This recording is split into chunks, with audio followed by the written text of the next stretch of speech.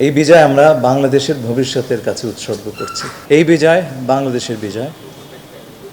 এই বিজয় আমাদের যে অভূতপূর্ব গণতান্ত্রিক উত্তরণ হয়েছে তার বিজয়।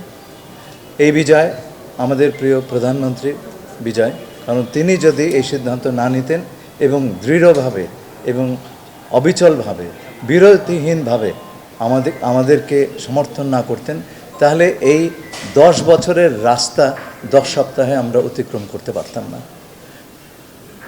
আমাদের পররাষ্ট্র মন্ত্রণালয়ের সকল কর্মকর্তা বিদেশে যারা আছেন, বিভিন্ন দূতাবাসে নিরলসভাবে কাজ করেছেন।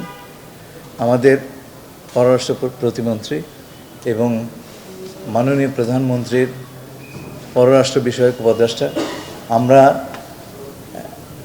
যে টিম স্পিরিটে কাজ করেছি, এই বিজয়ের পেছনে তার অবদান ছিল বিপুল।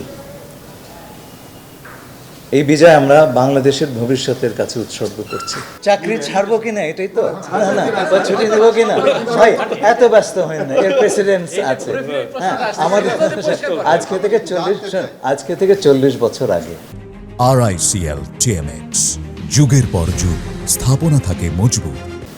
জনাব হুমায়ুন রশিদ চৌধুরী সাহেব, আমাদের প্রাক্তন পররাষ্ট্রমন্ত্রী, এই জাতিসংঘের সাধারণ পরিষদের সভাপতি নির্বাচিত হয়েছিলেন।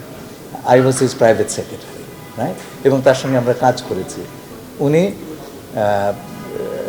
2 পদেই পূর্ণকালীনভাবে কাজ করতে পেরেছেন। সেই সময় সেটা ইন্টারনেট পূর্ব যুগ ছিল।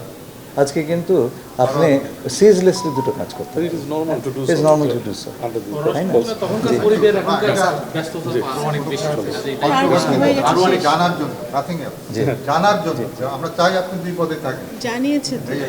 এটা আমি আগেও বলে দিয়েছি, ক্লিয়ার করে দিয়েছি।